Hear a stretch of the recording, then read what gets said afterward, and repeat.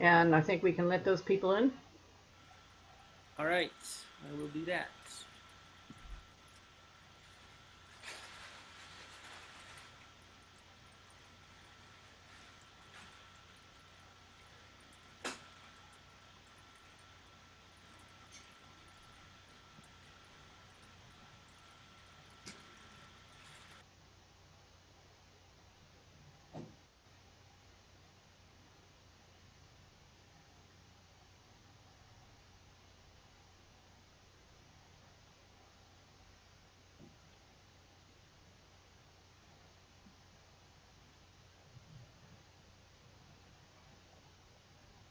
So, good afternoon, everybody.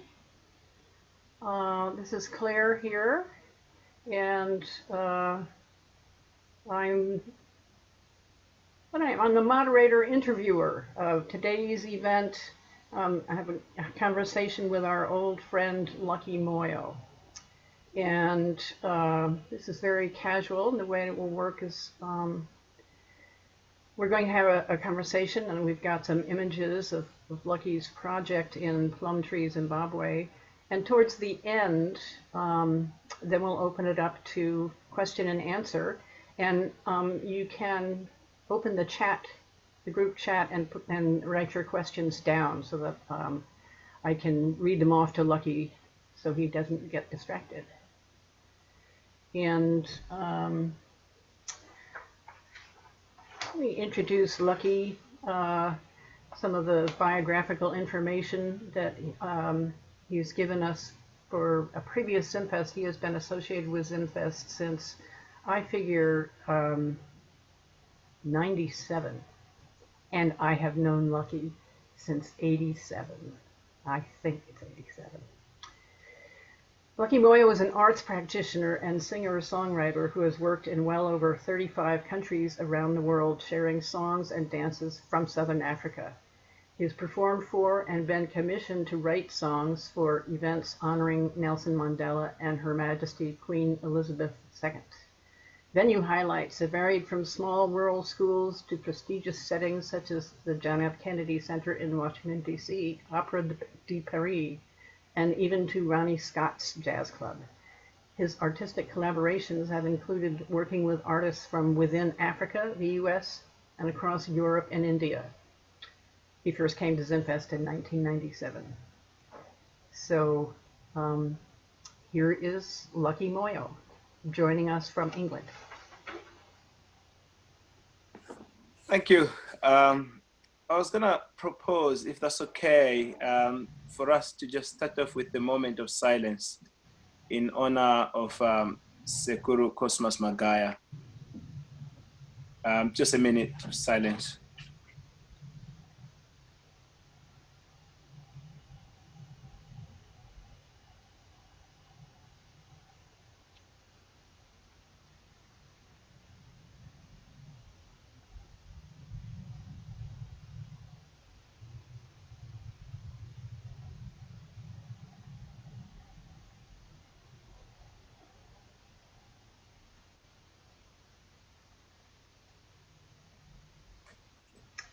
Thank you, Attenda. Lucky. Thanks so much, Lucky. Thank you. Well, I'm wondering if maybe some of the people, Zenfest community doesn't know your background, how you started out as a performer in Zimbabwe and how you ended up in the UK and all the activities that you do there. So give us a brief background. Yeah, I was born a long time ago in rural Plumtree. So if you are going towards Botswana, Plumtree is just 10 kilometers away from Botswana. So I grew up in the countryside, but at the age of 15, I was recruited to go to Zambia. And I lived in Zambia for a good 6 years as a refugee. So there were days when I went on one meal a day, or maybe one meal in 2 days. And then at independence, I came back to Zimbabwe. and went to a special school that did what they called education with production. So we did academic subjects from 8 to 12. And then 1 o'clock to 4 o'clock, we did carpentry, building, performing arts, painting.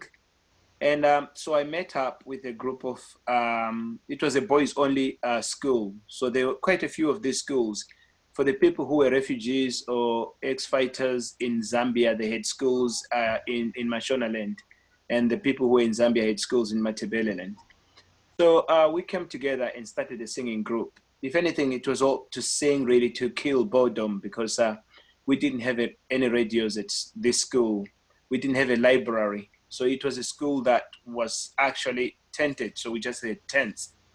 But this singing group really, really got together and bonded really, really well. So we had Kenan Banana, who was the president then's wife, coming to visit the school, and we did perform for her, and she liked what we were doing. She had some officials from the Ministry of Education who recommended that we should be invited to perform at what they call the Zimbabwe International Trade Fair.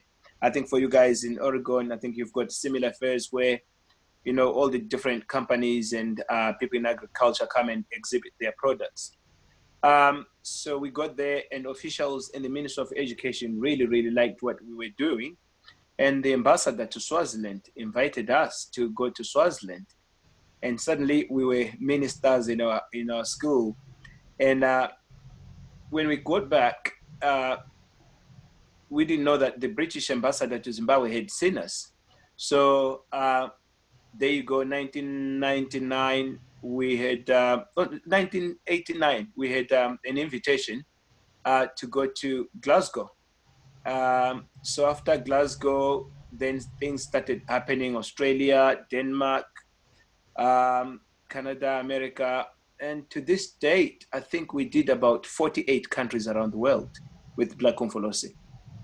And I'm retired now. Great. I didn't know the part about having been in Zambia. So what is it? What's your main activities in the UK there? And when did you decide to, for your principal place of residence to be in the UK? Well, my main activity, interestingly, actually came from a tour of America. We did a tour of America with Black Umfolosi, and we went into New Mexico, Santa Fe, and we were asked to go and spend some time with young people at a young people's institution or offenders, like a prison. So we went in and spent a day of really making songs. And I remember we were singing songs of hope, just songs about life is a journey. And on this journey, there are challenges. And at times there are mountains to climb, rivers to cross. You need to wait, be patient. And that day or that experience developed my passion for doing what I call really the arts beyond entertainment. So the role of music beyond just really having fun. So this is now music as a vehicle or as a medium in dealing with social issues. So it could be talking about children's rights, the environment. It's really activism. It could be right now we are into Black Lives Matter. So it's any really topical issue or subject of the day. So I work in schools and I do what they call global education. So it's really helping young people to have an awareness of like the world today. We wake up in the morning, we have tea from Malawi. The clothes that we put on is cotton from India. Maybe the wine that we drink is something from California. So we live and eat the world every day. But at times we don't have that awareness and that consciousness. Mm-hmm. And how about your organization, the Bana BeNgwana? Can you tell us about that? How the organization started? Who else is involved, perhaps? Oh, okay. Yeah, it started by accident. I went into a car boot sale. Again, we were touring with Black Umfolosi, and we stayed in in a hotel. I think that was in Doncaster in Yorkshire. And then the receptionist told us the cupboard sales are like garage sales. People just take all the things that they don't need in their cars, go to a field somewhere, and display all those things. So I went to this cupboard sale and picked up a whole set of football uniforms. So two sets. There were about 26 of these. And then I decided to take them back with me to Zimbabwe and gave them to my mom, who took them to school.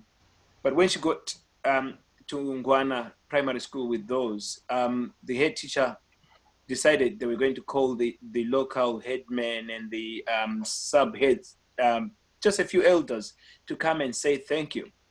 Um, so my friends in South Africa and Zimbabwe heard about this gesture, and they were like, "Oh, you know what? We would like to get involved. Maybe there are things that we could do." So we started off by buying books and ballpoints for the school.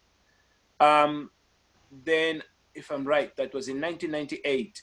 I decided to do a small festival. So I got most of the members of Black Umfolosi, Socha, Taurai came from Ngwana anyway. So we did a small festival, which was like really half a day, people coming in to see us perform. And all the money went again to the school. And I remember we put a landline, a phone, because the school didn't have phones. So if anybody wanted to make a phone call, they would look for transport and go to Plumtree, which is 26 kilometers away, just to make a phone call, especially to people in South Africa, because most of the men work in South Africa, in that part of Zimbabwe. So this phone meant that even the people in South Africa would actually phone the school and give messages to their children, and the children would take messages home.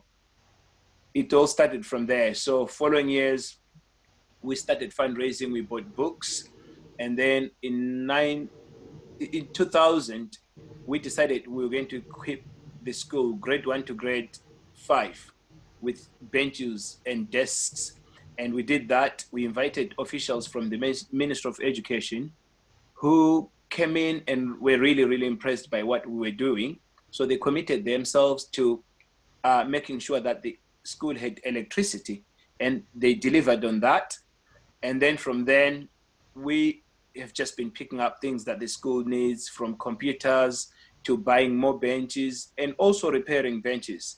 And then we then approached the local district council, because we were running the space in the school. We didn't have enough classrooms. And again, with our track record, they got involved. They built a classroom block for us, um, which has got 2 more classrooms. And then from there, we ended up realizing that we were getting quite a bit of money from friends.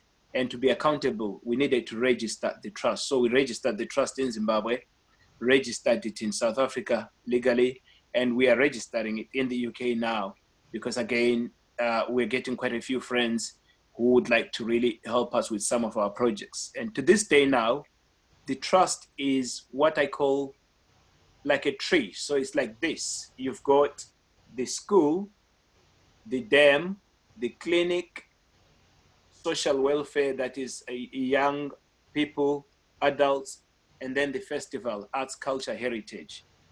So all these departments now, so we have a member in the UK who is looking at the school, education in South Africa, in Zimbabwe, and we pay those. The same goes for the dam. So when I say the dam, for instance, it's not just the dam, but it's anything to do with water. So it is the boreholes, it could be the wells, any well or any place where we think there's water. And we've just been encouraging families now to do what we call water harvest, because a lot of the water from you know what, houses just gets wasted. But if people were to harvest that, they could use it for vegetables, they could use it for trees in their own homesteads. Um, so yeah, and it is growing. We've just been debating on something called Vision 2050, which we'll share maybe at a later time, because it's not cooked yet. Okay. Okay. So you sent some photos. Should I show the photos, or maybe should we go to your website to take a look at what you're talking about? We could share the photos, and maybe I could like really just talk over some of them. Oh, okay, so I'm gonna share my screen with your photos. I put on the PowerPoint. Hopefully you can see. If I can get the next. There we go. Right. So this is I must actually start off by really saying I would like to thank Zimfest and its associated communities. And the good reason why I've said this, even with the local MP and the local leaders, the seed money for this building, that is the foundation, came from former members of Juba based in Bellingham and members of Kutsinira based in Eugene. So they were the people that gave us the money that did the foundation. But this is really what they would call the standard clinic. I think it's got about 18 rooms in it. Such a massive building, and it's consumed so much. Yeah, so many bricks. I think the bricks were all molded by the local community, so we didn't buy any bricks. The labor came from the local community as well. So it's the clinic. This is the clinic, yes. All right. So it's just been roofed. Mm-hmm. So this is the actually the front side. So this is the front side going into what would be the reception and all that at the clinic. Mm-hmm. What size of community will it be serving? How many people? The immediate community is say 2,000 people. That is, they say that there is about 500 villages and a population of 2,000. But then it will spread into Machinge, Chihanga, that is the surrounding areas, because some people have to go. The nearest clinic would be 15 kilometers, 20 kilometers for some communities. Mm-hmm. Yeah. Yeah. And how will it be staffed? Do you hire your own people, or will that go through Ministry of Health or whatever? Now, the government has got what they call 3Ps. So it's partnerships, public and private. Once we build this, they will provide the staff. Uh-huh, right. They might not provide all the equipment. So I've been speaking to friends in Holland who, there's a charity that collects some of the, well, actually almost new beds that they don't need in hospitals if they are upgrading in Holland, but they don't throw them away. So what they're doing is they've sent some to Uganda, they've sent some to Mozambique, and some to the Philippines. So I possibly, if all goes well, I should be going late August to Holland, now that we're allowed to travel a bit, to go and see some of these and hopefully maybe pick close to 20, put them in a truck and send them to Zimbabwe. Mm-hmm. Great. Are you also involved with writing grants, raising money? We've not really actually written any grants. It's been really goodwill from friends and, like I say, the Zimfest community. And I would say it was a deliberate idea that Oxfam, Christian Aid, and all the regular charities are exhausted, I think, by the act of people just at times writing grants and not really saying this is what we can do. So our approach has been that we should do things and then invite now organizations and charities to say, this is what we've done. Mm-hmm. Now, this is where we fall short. And I think that approach at times is what has an element of positive advocacy and lobbying. Right. Yeah, I could add that in recent years, Lucky has written short articles for the Zimfest Festival Guide, describing the project and what's upcoming and how you can support it. You'll have more information on that too coming up. Is this the same building from a different view? Yeah, this is the building from a different view, yes. Okay. Ah, Jojo. now, yeah. So this is the classroom block that Bana BeNgwana built. So it's 2 classrooms. And the Jojo actually came in with, again, it was funds donated by friends from Kutsinira in Eugene. So Messi, I would say namaste. Okay. Water barrels. Oh yes, this is actually, these funds were generated by our South African chapter, but also a community choir that I started when I came to live in this small town where I am now. I didn't know anybody, and I knew that I had to be part of the community. So I just went around advertising for people who wanted to sing. And within 3 months, I had a group of about 80 people of ages ranging from 8 months to 96 years. And Wow, they've been my family. that's inspiring, Lucky. Are these Blair toilets? Yes, these are Blair Toilets. So these are for the public, and then there are some for now nursing staff. But again, all the bricks and the labor for all these came from the local community. Hmm. I wonder if you can describe what's special about the Blair toilets. Um, I believe it was a doctor named Blair who came up with the design.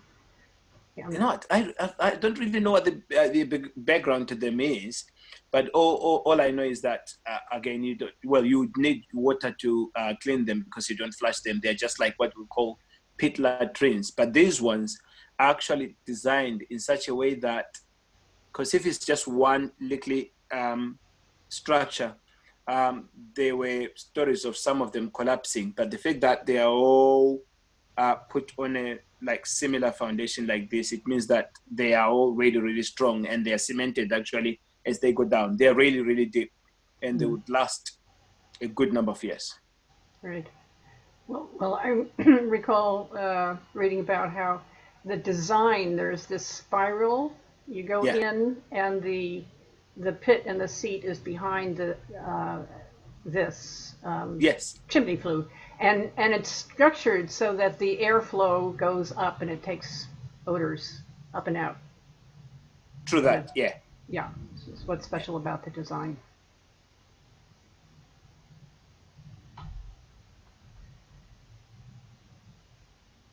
Ah. Right. So this is now for the dam project. Um, at independence, people celebrated independence in so many different ways. And it so happens that in my local community, some people celebrated independence by stealing the wire that we had at the dam. So the dam was all fenced so that all the livestock would go and drink at a designated place on the other side. But once they stole the wire, it meant that all the livestock would just go in and drink from where people go and fetch their water. And I'm sure people realized this really, really late. So we did a good fundraising program uh, to fence. We started off by fencing the dam wall because the dam was actually going through erosion. The livestock would go over that is the uh, what's the word? We call it the mold. That is the all the it's where the stones and the cement hold the water back. Um, so as part of this fundraising effort, again, this is actually our amazing friends at Kutsinira who donated, it was what, if I'm right, it's £500 that enabled us, if either 500 or £800, 800, yeah, to buy all this fencing. It's still not been erected yet because we're waiting for the police to come and educate or have conversations with people about borrowing in the absence of the owners. It's called stealing. Got it. Got it. All right. There we go.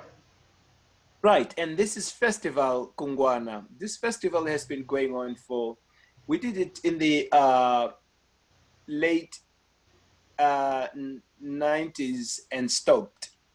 And now it's been going, well, ever since I started going back to Zimbabwe, 6 years. And the idea of the festival is to is to get people together as a community to celebrate and have fun, because people normally meet at either a wedding or a funeral. So it's people coming to have fun, but also raise money. And all the money that is raised goes back to the projects of Bana BeNgwana Development Trust. So every year we focus on a project. So like right now, our main project is the clinic. I must say, cottage number 1 is all built, painted, ready. Cottage number 2 is all built at roofing level. Cottage number 3 is the one that now we are really struggling with. But so this festival will have local artists. Arts, culture, and heritage is such a big part of Ngwana, partly because of Black Umfolosi. So when I left Black Umfolosi, Lucky Moyo, who is one of the members, he's the lead singer, comes from Ngwana. He's got a band. So he comes in to sing with his band. Tanga Pasis Nini Ngwenya and his lovely wife, Pamela, normally come in and perform as well if they are there. But there are also about 4 other groups of young people from Ngwana who were inspired by Black Umfolosi, who are musicians in their own right. So some of them are in South Africa, some of them are in Zimbabwe. So they all come together, but it's not only the polished musicians, it's also local people. My mom's choir comes in to sing, and my uncle's dance group comes in to sing, as long as that is in exchange for a bottle of some wonderful drink called beer. Yeah, I should add for other people on the call. I remember Socha because when they were still together, the year that Black and Pelosi came to Zimfest, they also came through Seattle. I think it was the Yeah. same year. And Socha was, like I said, the lead singer. And I think you were 7. There were 7 of you. And Yeah. needed a place to stay. So I just turned my Yay. little house over to you guys and We went took to over. yes, yeah, they took over my house. Anyway, and I still have, Socha gave me a t-shirt, my first t-shirt with guinea fowl on it. I still have that t-shirt. It's large because he's a large man. Oh, Anyway, and also for other people on the call, uh, Lucky mentioned, I think somebody might be waiting to get in, if you want to check that, Mark. Um, he mentioned that Sanini and Grania and Pamela might come. We have them next Friday. They will actually be performing. And Sanini and Grania is also from there, related to Lucky, but they are now based in Germany. So they'll be joining us next Friday at this time from Germany with some actual music. lovely. Cool. So um, I know, is it Pete Swing who came a couple of years to Yes. the, yeah, Oh, yes. yes. He came in and he just gelled in the community. I remember leaving him, going to Bulawayo, and really worried that is he gonna be okay? I came back to find him really just like, yeah, hanging out with the local community. He even helped us actually fix um the the crows. That is where all our livestock rest at night. Oh, So he's an expert in that. So if anybody wanted to have one done, right. just get in touch with Peter. Okay, very good. It also reminds me of in our dialogue about this interview, uh, um, Lucky wanted to bring out that for Americans or European friends to give to Bana BeNgwana. It's a two-way street. So I would like you, Lucky, to elaborate on that. If we are helping you out, how are we being helped? You wanted to bring out that point.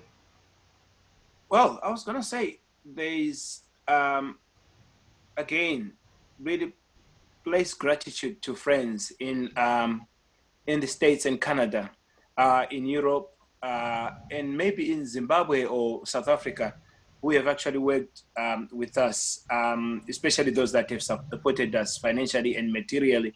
But also, I think we're always looking for ideas as well, because one of the things that is values ideas is suggestions or even maybe volunteers.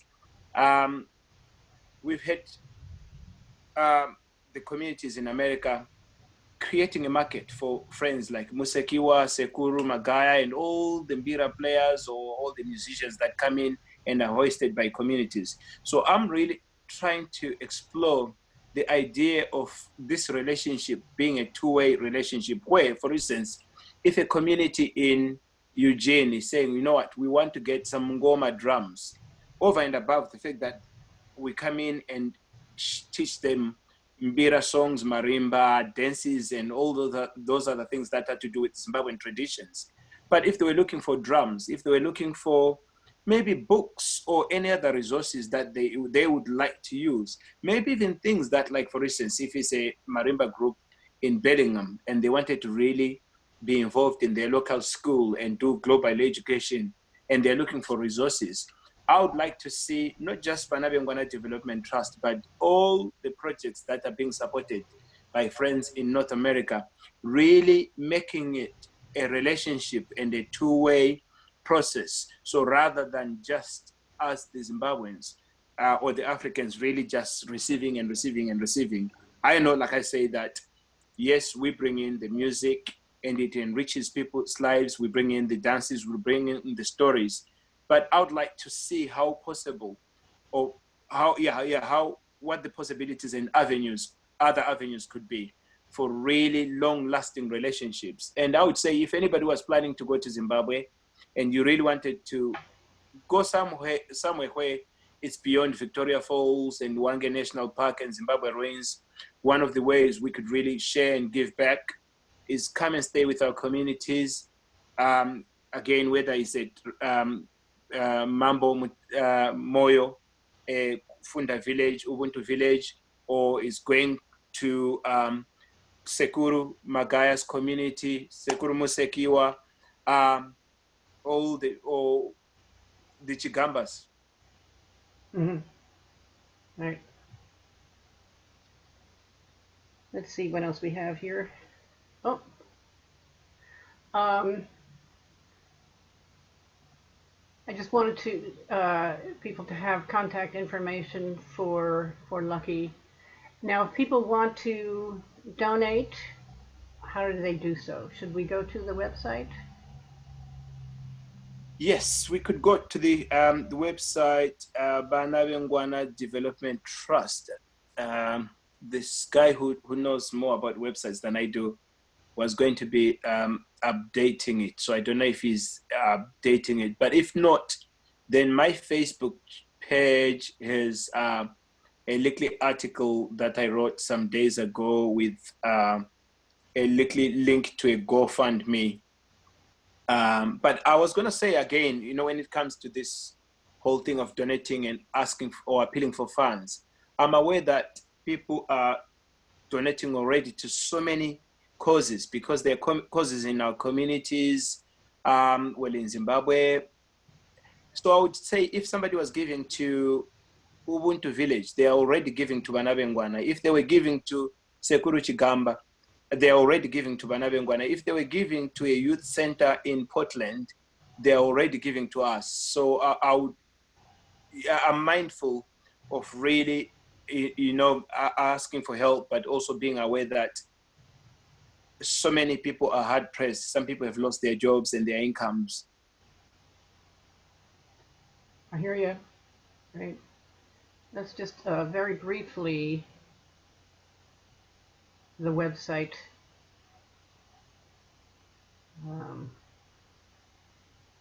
Bana BeNgwana Trust. The link is on the Zimfest website. Larry's got a web page for links. What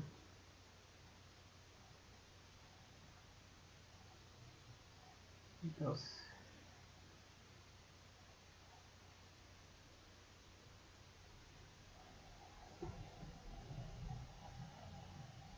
Oops. I was going to say I could try to play that video. Oh, that's the. Are these like Remo drums, maybe? We'll see. I think it's just trying to come up here.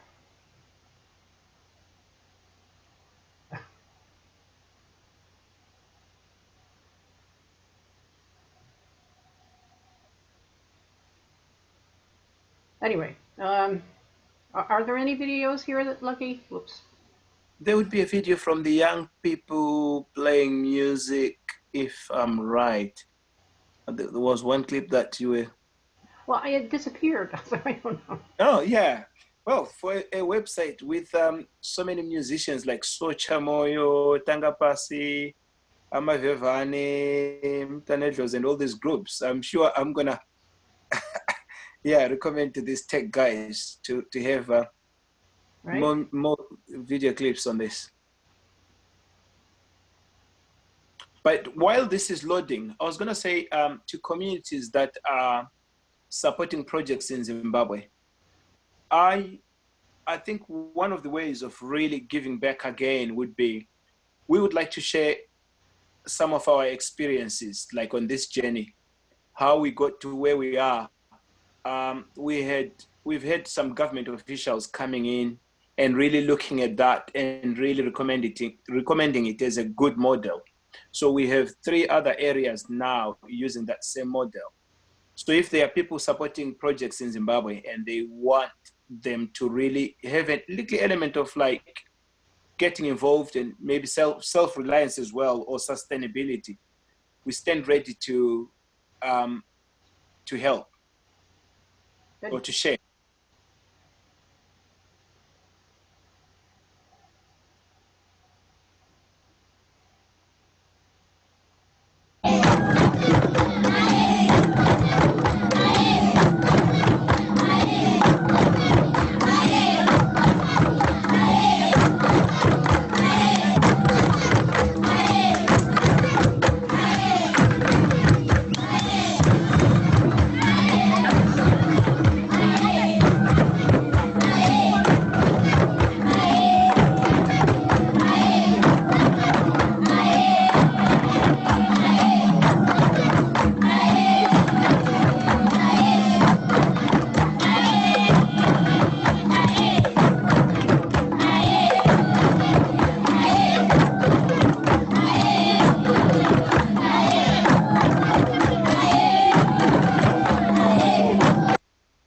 Okay.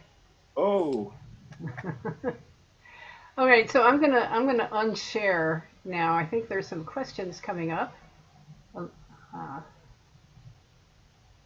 Let's see. Shall we take some questions now? Yep. All right. Can you type the name of the group in the chat? Oh, that was private. Mark, what was that? Okay, Aaron has put. The name of the performing group that Lucky kept mentioning, I couldn't quite catch it. Oh, okay. The original performing group was Black Umfolosi, which that was the name of a river, right? It's the name of a river in South Africa. Uh-huh. From where your people where came. the Ndebele people came from. Mm-hmm. And then Mfakani. Yeah, during the Umfekane, this is during the troubles in Chaka's uprisings. Okay, and Aaron has given, well, the website link that we were just at, and his Facebook page, and the GoFundMe link. Whoops. All right, so any other questions now? Well, actually, I do. Yeah. Within Bana BeNgwana, your development trust, is there any specific mission having to do with promoting the music and the arts? Yes. Like I said, our 5 main programs are, the first one is water, dam, boreholes, anything to do with water. The second one is education. So school, the local primary school, anything from infrastructure to computers, to books, to benches, but also education in the sense that if we have a local builder who would like to further their studies or maybe go on a particular course, maybe a 2 week course, Bana BeNgwana Development Trust is always tried to invest in that person. So at times you find that the local teachers might be wanting to go on a coaching course to do with football, but then the school doesn't have resources, or maybe they don't have accommodation. So if they're going to Bulawayo, we'll make sure that one of our members helps them to do that. So the same goes for the clinic. It's not just going to be a clinic, but it will be a health center, meaning that healthy awareness and health promotions and campaigns will also take place. And if we can, maybe one day raise a gym as well, so that it's really health in a rounded way. So it's not just like really go in, get your injection and tablets and then go away, but really education. And the same goes for the festival. It's part of what we call arts, culture, heritage. And Nini Ngwenya actually heads that for the European chapter. Then we have somebody in South Africa, somebody in Zimbabwe. And heritage has something to do with people even really researching the names of places. We went for a long time. The place called Ngwana uh, means two things. It means the young one of a leopard. A leopard is called Ingwe. So a young leopard is called Ngwana. And for a good long time, we thought that our place was named after young leopards, and we had some logo. And then somebody who is a historian came in and told us that no, it had nothing to do with leopards. It had something to do with like an uprising that took place between the people that lived for there, like, long time ago. Ngwana means a small war or a small quarrel. So now we know that that place was named referring to a small quarrel and nothing to do with young leopards. So education and heritage, and even the names of local rivers, local dams, and local places, we've been asking people to really research and write that. So arts, culture, heritage is another one. And that is also really promoting now local musicians. I think the next idea that we're talking about, if all goes well in December, is doing maybe a CD of all the local musicians, sell it, and all the proceeds again go back to the school. Nice. And what about now during the pandemic? I know you haven't been there, but are there any special programs directing any assistance having to do with difficulties during the lockdown in Zimbabwe? Yeah, I was going to say actually, well, one wouldn't say lucky about the lockdown, but it's happened at a time when people were harvesting from the fields. A lot of people are communal farmers. So if you talk in terms of like fresh vegetables, fresh food, the period from say February, March, April, May, going into June, some people harvested, but for some families, the rains have actually changed because the rains used to come in late September, October, but now the rains normally come in, like this year, it was really late January. So there were some families that were really, really seriously affected. And again, gosh, I'm singing praises for the Kusinera community. They gave us a small grant to buy food stocks and tablets or whatever was needed for people. And that went to 40 families. And it really went a long way. But those of us who were working and getting a little bit of money, because our South African chapter was really seriously affected. Some of them needed food themselves as well. So what we've been doing, the UK chapter, there's about 15 people from my home area who are in the UK here. We all really raised like £100 each person. And again, we sent it to that fund. And to this day, they keep buying 20 kg mealie meal, really basic mealie meal, cooking oil, the wasabi, relish. We normally say they will look after that. Because once they've got the basic, which is mealie meal and cooking oil. And then, of course, there are some people who have medical needs. Again, we've really made sure that those needs are covered. Comment from Janice. Kutsunira loves you and your community, Lucky. We give what we can, Well, and know I it's would put to say good use. we are forever grateful, but again, for the work that they've done for all our Zimbabwean friends. Patience, Musekiwa, anybody who comes through going from one community to another, I think to me that means a lot, because then that creates a market for all these guys who go on then to feed their families and their communities. During this time, I know Moyo Mutamba was talking about getting groceries to Ubuntu. And I know there are services of people delivering groceries, especially since the lockdown.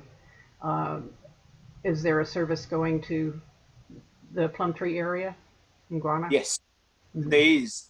Because at some point, the lockdown in Zimbabwe means lockdown. So there were times when the local minibuses would not be allowed to go to the countryside. So then these people who deliver groceries have a permit. My mom is one of those people that normally has to get her meds every month end. So that's how a lot of people have had got their supplies. But the local shops we have a really good relationship with them. So one of the local shops will allow parents to take food stocks on loan. So they, whenever they go in and they want some mealie meal, this guy will allow them to take that, and then payments can come in, say, a month later or 2 months later. And what that has done for him, which is a really good marketing strategy, but also a good heart, most people flock to him because they can see that he's helping people in the hour of need. He gives credit to credit. Yeah, that's great. Marilyn is asking, are people forbidden to work in South Africa these days? She thought the border was closed.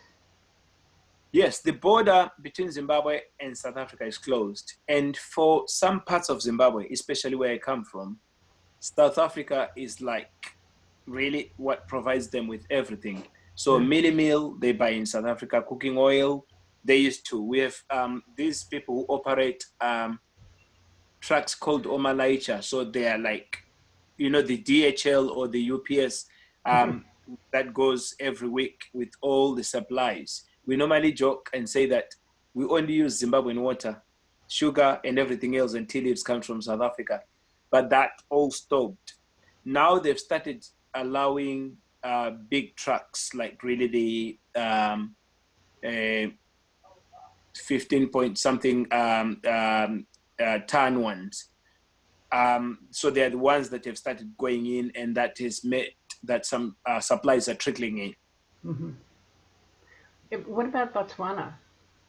I'm not even sure what the situation is in Botswana. I don't hear any news about them. Botswana in South Africa is the same thing. When they come in, they have to go into 2 weeks quarantine. Yeah, all right. Yeah. And the quarantine centers are not functioning. They very are well. maybe not to standard. I've known some people who are well off who can normally go into. There are some paid places where it's almost like a hotel or bed and breakfast, but most of the quarantine centers themselves need help and feeding. We just had a festival actually this afternoon, and people were, it was an online one, but people were donating £5, £10, and all the money, some of the money is actually going to one of the quarantine places because they're in dire need. Yeah, not only not having enough food to feed people, but not getting tests back. And so then they're holding people way beyond the 2 weeks because they haven't received the results of tests. So, That's the other challenge, yes. yeah, difficult situation. Yeah, but people are resourceful and creative. I've seen people doing masks out of like really some recycled clothes, and yeah. So I just love the human spirit of resilience. Maybe next time resistance. I don't know. Right. Yeah, yeah. Well, I can't. Zimbabweans are so resilient. You've been through so much. Yeah, yeah. It doesn't stop. Questions? Anyone?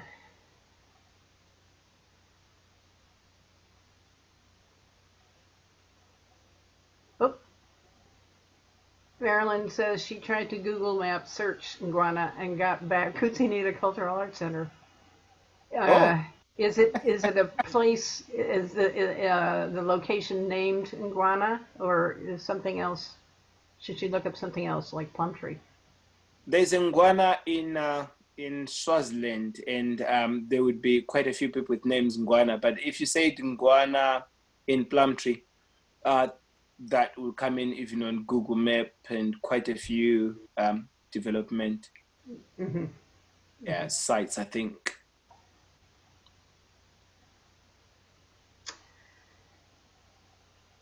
Um, let's see. We've talked about how Americans can help and how we can work together. Mm. Um, one other thing that you said you wanted to talk about was how the arts can be a bridge between communities and humanity. Would you like to expound on that further? The arts as a Yes, bridge. yeah, I really, well, I'll take from Bob Marley. He does songs like One Love. You go to Kenya, you go to Tanzania, you go to England, you go to Norway, and you'll find people just really singing a song like that. I know that there was a little bit of a controversy with the Google Doodle where they used the Mbira. Uh, and I had all conversations and respected all conversations. I don't know what the payments and the transactions were. But one of the things that really, really okayed to me was the fact that if somebody was playing Bira in Portland and they were really playing it to heal this world, and some people were really connecting with it because Mbira music calls you, you don't go and look for it. At times you hear the sound and you just fall in love with it. For me, it's like it, we are not only healing Zimbabwe and not only healing just the Shona or the Kalanga, but at times we heal the trees because this is my where I grew up. If the drum was played, they would say it's not for human beings this time, but it's the trees, it's the animals, it's the space, it's everything that is out there. So I think if we, especially really cross-cultural music or cross-cultural projects, the same goes for pop music. I would say actually music talks and goes beyond where words can't speak. The same goes for dance. There are some communities where if you wanted to tell somebody off for doing something, you do a special dance. And that dance is really to communicate that which it is meant to communicate. There was an example of people who, after the genocide in Rwanda, who again really had counseling, but some of the people really wanted to play drums because they and once the drums started playing, people from different warring communities came and danced together. And so for me, the joy of seeing people dance together with no color, no age, no sexual orientation, but just human beings belonging together and being one family or children of the same mother nature is something that we should really maybe look at when we do not just our Zimfest, but all our intercultural, cross-cultural exchanges. Great. Marilyn says, I love your open-hearted attitude, Lucky, and I agree. Well, it will take, I think, those of us who would like to not only use music, but who work through sports, visits, or any other medium to find each other. Because there is many other people also doing maybe damage, but the good people should stand up and rise and be heard. One other question. Marilyn notes that the GoFundMe is based in Britain. So if Americans try to give through that, there'll be a fee charged for currency exchange. Do you have a way, or can we suggest a way to contribute in US dollars? Unless, say, somebody puts a GoFundMe or Facebook fundraiser in America, but I think they will still want to charge a small commission. In the UK, GoFundMe will take 5%. So if it's $100 or £100, they'll take £5. Yeah, I can't think of any other, because even if they were doing it through our website, once that is set up, there's still a commission for interbank currency changes. Yeah. Does Kutsunita, there's at least two or three people here from Kutsunita. Do you guys have sort of a pot into which people could designate funds for Bana BeNgwana, and then get them to Lucky without GoFundMe fees? I think so. I mean, we have a donate button on our site, and we have ways to get money to Lucky. Yeah, Aaron says the Zimbabwean Community Development Fund. Yeah. Right. Yeah, that's what it's called, but you just have to specify on the donation designate that it goes to the CCDP and to Lucky. Do that legally? Can we? I suppose we can. I know we can't designate. You can't make designated donations in theory, but Gary just spent about an hour on the phone with the attorney yesterday, and I think he'd be the one who would have some good insight on that, and we can check. Okay. Right. Well, is this Aaron PayPal donate? If it's PayPal, there's still a fee there. Yeah. Yeah. So let us know, and I will have access to all the emails of people who registered for this session. If people send checks, there won't be a PayPal fee. But what I was talking about with the British GoFundMe is that in addition to the commission to PayPal, to GoFundMe, there's going to be a currency exchange. Right. Oh yeah. Yeah, that's true. Yeah. So double whammy. Yeah. Yeah, that's true. Mm-hmm. Well, yeah, I find that for some people like Sinini and his choir, just they did a day of singing again before lockdown, and whatever they raised, they couldn't send it this way, because if they sent it to the UK, then there will be some charges.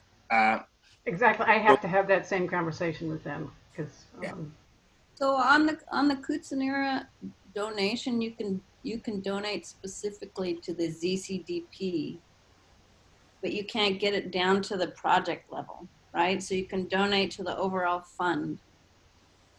That's right. But it can't be specific to the project level on that donation page.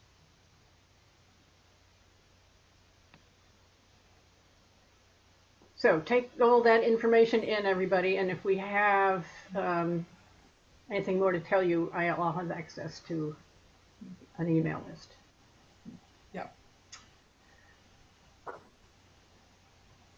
Any other comments, questions? I think this has been pretty good timing. I'm so happy to talk to you, Lucky. Oh, so happy to see everybody.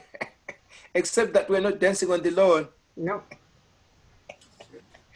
Yeah. Well, I think we could call this a wrap. Thank you all for coming, and Everybody for coming. yeah, You. do You. come next week.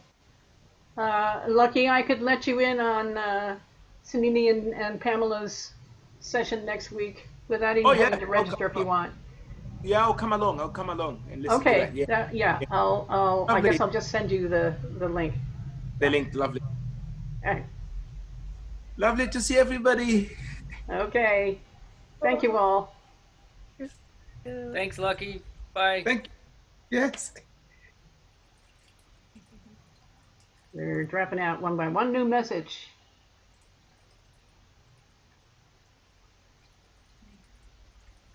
Well, I guess now I got them all.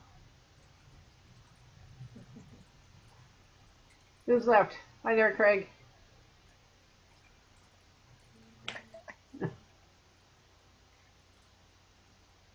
Oh, you probably want to stop the recording, Claire?